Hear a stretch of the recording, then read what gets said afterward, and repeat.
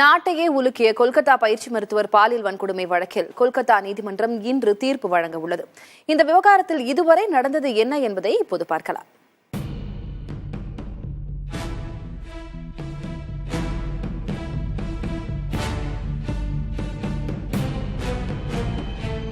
மேற்குவங்க மாநிலம் கொல்கத்தாவின் ஆர்ஜிகர் மருத்துவமனையில் கடந்த ஆகஸ்ட் மாதம் 7ஆம் தேதி பயிற்சி மருத்துவர் சடலமாக கண்டெடுக்கப்பட்டார்.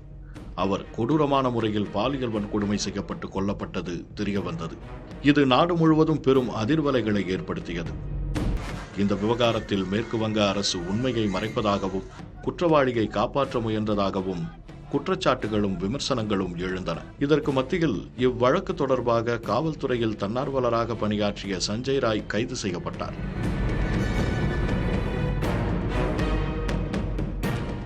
இந்த விவகாரத்தில் நீதி வேண்டி மேற்கு வங்க மருத்துவர்கள் நீண்ட வேலைநிறுத்த போராட்டத்தை மேற்கொண்டனர். பெண்களும் இந்த சம்பவத்தை கண்டித்து போராட்டம் மேற்கொண்ட நிலையில் நாட்டின் பல்வேறு பகுதிகளிலும் போராட்டங்கள் நடைபெற்றன. இதனிடையே இந்த வழக்கை கொல்கத்தா உயர்நீதிமன்றம் சிபிஐக்கு மாற்றி ஆணையிட்டது. சஞ்சய் ராய்க்கு மட்டுமல்லாமல் அப்போதைய மருத்துவமனை முதல்வர், காவல் நிலைய பொறுப்பாளர் உள்ளிட்டோர் மீதும் வழக்குகள் பதிவு செய்யப்பட்டிருந்த நிலையில் சிபிஐ சரியான நேரத்தில் குற்றப்பத்திரிகை தாக்கல் செய்ததால் அவர்கள் இருவருக்கும் பிணை வழங்கப்பட்டது. இந்த சூழலில் இன்று கொல்கத்தாவின் சீல்டாவில் உள்ள அமர்வு நீதிமன்றம் இந்த வழக்கில் தீர்ப்பளிக்கிறது. அதேவேளையில் உயிரிழந்த மருத்துவரின் பெற்றோர் வழக்கின் விசாரணை பாதிதான் முடிவடைந்திருப்பதாகவும் நீதி கிடைக்கும் வரை போராடுவோம் எனவும் தெரிவித்துள்ளனர்.